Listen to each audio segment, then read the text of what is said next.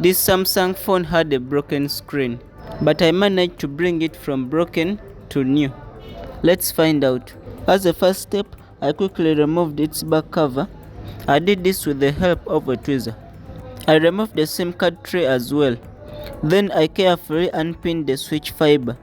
When you recklessly remove this back cover, it can tear the fiber of the switch. I used the screwdriver to untie all the screws, starting from the top followed by at the bottom. I then removed the piece of plastic covering the motherboard. I use it also to remove the plastic that covers the flex.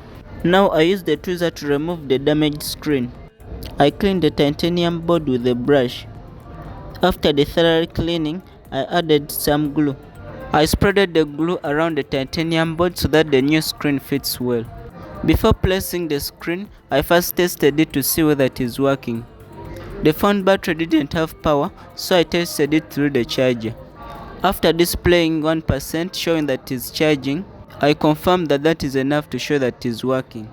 I then removed it by disconnecting the fibers. I then inserted it again. This time round I inserted it in its right position and then pinned all the fibers in their respective positions. I then placed back the plastic that covers the motherboard.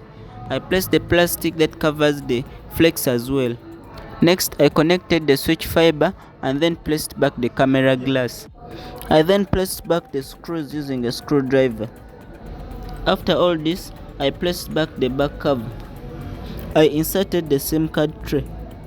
Then I wrapped 3 rubber bands around the phone so that the screen fits. The rubber bands should be tied tightly so that the screen sticks with the titanium board.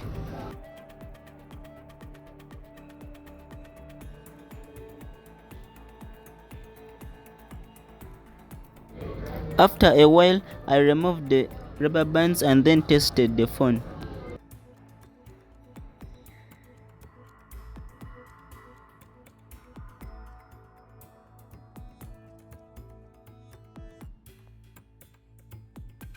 The phone is now working well, and now I'm done. If you learned something new or liked this video, don't forget to like, share and subscribe. This really helps my content to be noticed. Thank you and see you around.